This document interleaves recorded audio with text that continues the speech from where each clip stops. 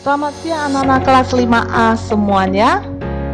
Kembali kita bertemu dalam pembelajaran kita hari ini di tema 1 organ gerak hewan dan manusia pada mata pelajaran IPA kelas 5A SD Metodis Lubuk Pakam. Kita akan mulai pembelajaran kita, saatnya kita belajar. Kalian semua sudah siap? Saya yakin sudah semua siap ya. Yuk kita mulai pembelajaran kita hari ini. Salah satu ciri makhluk hidup itu adalah bergerak. Semua benda yang bisa bergerak sendiri tanpa bantuan orang lain itu disebut sebagai makhluk hidup. Makhluk hidup itu ada 3. Masih ingat ya? Yang pertama adalah manusia, yang kedua hewan, dan yang ketiga adalah tumbuhan.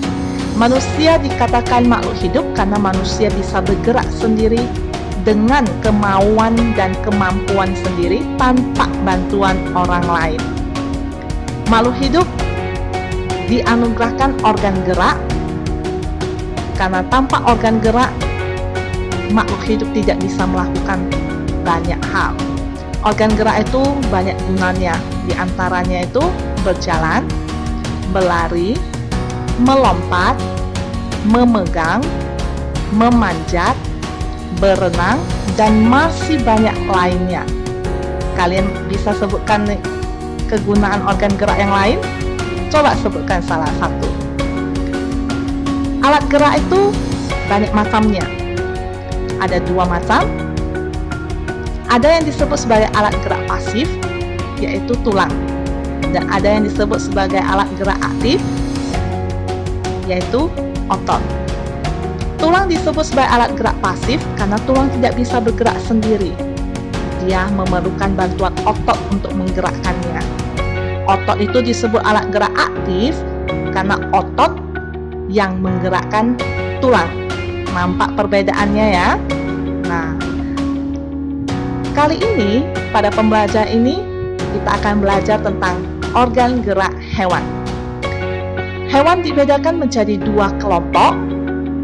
Yang pertama adalah hewan vertebrata atau yang disebut sebagai hewan bertulang belakang, dan hewan avertebrata. Ada beberapa buku yang menyebutnya invertebrata. Jadi jika kalian menemukan kata invertebrata itu sama dengan avertebrata. Kelompok hewan ini termasuk ke dalam kelompok hewan yang tidak bertulang belakang. Jadi ada 2 ya, ada hewan yang bertulang belakang dan ada hewan yang tidak bertulang belakang. Nah, kalian lihat, kenal dengan hewan-hewan ini? Kenal ya? Yuk, ini adalah hewan-hewan yang termasuk ke dalam golongan? Iya, betul sekali. Vertebrata, mereka memiliki tulang belakang. Yuk kita kenali ciri-ciri hewan vertebrata. Yang pertama itu tubuh terdiri dari kepala, badan, 2 pasang alat gerak. Ciri-ciri yang kedua, susunan sarafnya itu terletak di dalam sumsum tulang belakang dan berpusat di otak. Mereka tidak memiliki rangka luar dan otak mereka itu terlindungi oleh rangka tengkorak. Nah, hewan vertebrata ini memiliki organ gerak khusus loh. Yuk kita kenali bagaimana sih mereka bergerak, dengan apa mereka bergerak. Ikan, golongan ikan itu bergerak dengan sirip dan ekor, serta mereka dilengkapi dengan gelembung renang. Ini untuk memudahkan mereka tuh mengapung di air. Kemudian ada golongan reptil. Reptil itu artinya hewan melata. Nah, hewan melata itu contohnya ular, buaya. Mereka itu bergerak dengan rangka tubuh yang dilengkapi dengan otot yang kuat dan lentur. Kemudian ada golongan burung. Ini itu juga termasuk hewan bertulang belakang. Sudah tahu ya alat geraknya apa? Iya, sayap dan kaki untuk bertengger. Kemudian ada golongan amfibi. Masih ingat apa yang dimaksud dengan hewan amfibi? Betul sekali, hewan yang bisa hidup di 2 alam. Dia bisa hidup di air dan bisa hidup di darat. Contohnya adalah katak.